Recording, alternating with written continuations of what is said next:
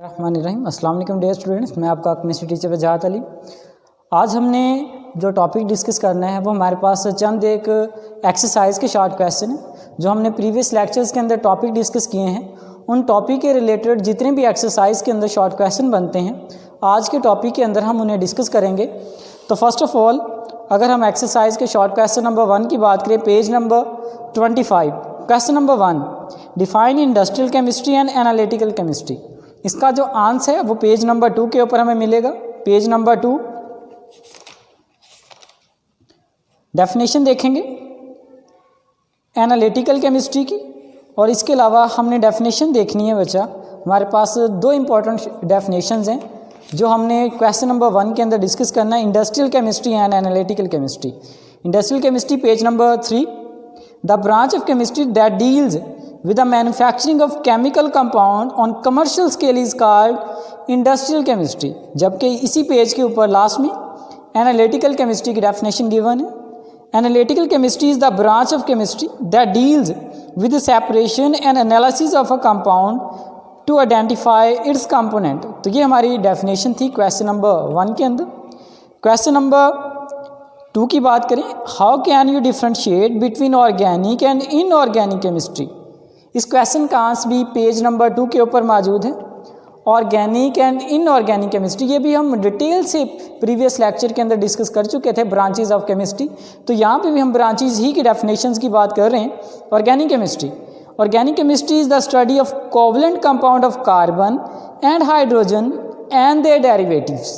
तो ये हमने डेफिनेशन देखी ऑर्गेनिक कि जिसमें हम कार्बन और हाइड्रोजन के जो कोवलेंट कंपाउंड होते हैं उन्हें डिस्कस करते हैं और उनके जो डेरिवेटिव्स होते हैं उन्हें डिस्कस करते हैं। उसी ऑर्गेनिक केमिस्ट्री का नाम दिया जाता है। इसी पेज के लास्ट पे inorganic chemistry, inorganic chemistry deals with the study of all elements and their compound except those of compound of carbon and hydrogen and their derivatives. यानी कि वो तमाम कंपाउंड जो हाइड्रोकार्बन्स और उनके डेरिवेटिव्स के अलावा हैं, जब हम उनकी स्टडी करेंगे तो हम उसे नाम दे देंगे इनऑर्गेनिक केमिस्ट्री।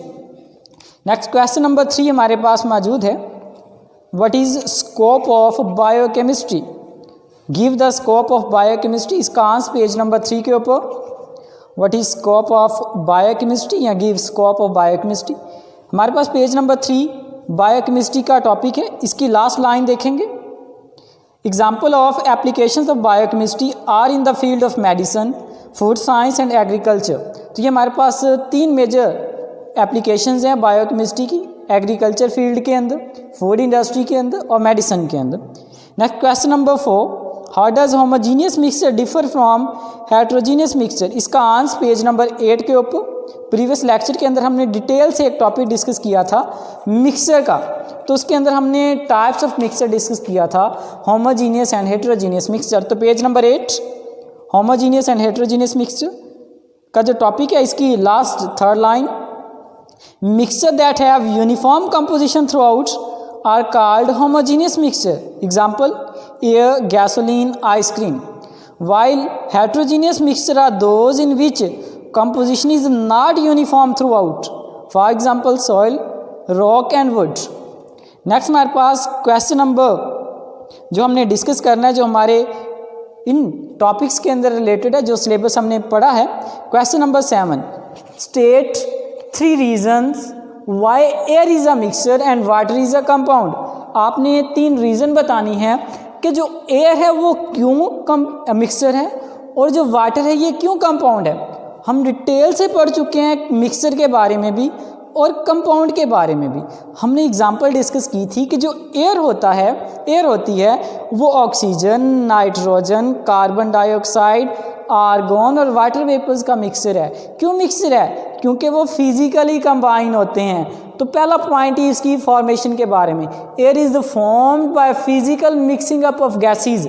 कौन कौन सी गैसेज हैं? नाइट्रोजन है, ऑक्सीजन है, आर्गन है, कार्बन डाइऑक्साइड और वाटर वेपर। वो जब फिजिकली मिक्सअप होते हैं तो उसकी फिजिकली मिक्सिंग से एयर बनती है। जब वाटर की बात करते हैं तो वाटर के अंदर ऑक्सीजन और हाइड्रोजन केमिकली कंबाइन होते हैं, तो फिर जाकर क्या होता है? वाटर फॉर्म होता है। फॉर एग्जांपल, जब हाइड्रोजन और ऑक्सीजन केमिकली कंबाइन होंगे तो जाकर क्या बनता है, वाटर फॉर्म होता है। नेक्स्ट अगर हम बात करें, air do not have fixed ratio by mass, या यूँ कह लें air do not have fixed composition by mass while water have fixed ratio by mass. अगर वाटर के अंदर हाइड्रोजन और ऑक्सीजन की फिक्स्ड रेशियो बाय मास की बात करें, ये 1:8 के इक्वल होता है, लेकिन जब एयर की बात करते हैं इसके अंदर नाइट्रोजन, ऑक्सीजन, आर्गन और कार्बन डाइऑक्साइड के दरमियान कोई फिक्स्ड रेशियो नहीं होती। अगर हम एयर की बात करें, air do not have chemical formula, air का कोई केमिकल फार्मूला नहीं होता। While water has chemical formula H2O। हमने ये पढ़ चुके थे कि जो कंपाउंड होते हैं उनका कोई ना कोई केमिकल फार्मूला होता है, लेकिन एयर जो है वो मिक्सचर है, इसलिए उसका कोई केमिकल फार्मूला नहीं है। इसके बाद हमने जो एक्सरसाइज का क्वेश्चन नंबर डिस्कस करना है, question number 9, what is significance of symbols. हमने एक टॉपिक पढ़ा था एलिमेंट के अंदर, what is symbol of element, तो उसी के अंदर डेफिनेशन हम कर चुके हैं। यहाँ पे हमने सिग्निफिकेंस देखनी है कि क्या अहमियत है, हम एलिमेंट्स को सैम्बल से क्यों रिप्रेजेंट करते हैं। उसकी पहली रीज़न हम कह सकते हैं, with the help of symbols we can write chemical formula of compound. कोई भी कंपाउंड हो, हम एलिमेंट के सैम्बल्स की मदद से उसका केमिकल फार्मूला लिख सकते हैं। फॉर एग्जांपल वाटर के लिए हम क्या यूज़ कर लेते हैं, H2O। इस तरह अगर सल्फ्यूरिक एसिड की बात करें तो उसके लिए हमारे पास जो केमिकल फार्मूला होता है H2SO4। तो इसका मतलब ये हुआ कि जब हम एलिमेंट के या कंपाउंड्स को केमिकल फार्मूला से रिप्रेजेंट करते हैं तो इजीली लिखा जा सकता है। इसकी बजाय अगर हम नाम यूज़ करें तो नाम लिखना क्या होता है, थोड़ा सा डिफिकल्ट। इसके बाद with the help of symbols we can easily write chemical reaction between element.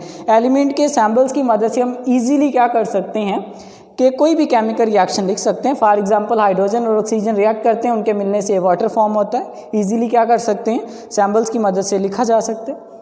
It is convenient to write chemical equation with help of symbols, यानी कि एलिमेंट के सैम्बल्स की मदद से हम इजीली किसी भी केमिकल इक्वेशन को लिख सकते हैं। तो ये हमारा आज का टॉपिक था, जिसके अंदर हमने एक्सरसाइज के हमारे जो टॉपिक थे जो हम डिस्कस कर चुके थे उनके रिलेटेड शॉर्ट क्वेश्चन को डिस्कस किया। अगर किसी शॉर्ट क्वेश्चन के अंदर आपको कन्फ्यूजन हो तो आप मुझसे कॉन्टैक्ट करके क्लियर कर सकते हैं। अल्लाह हाफिज़।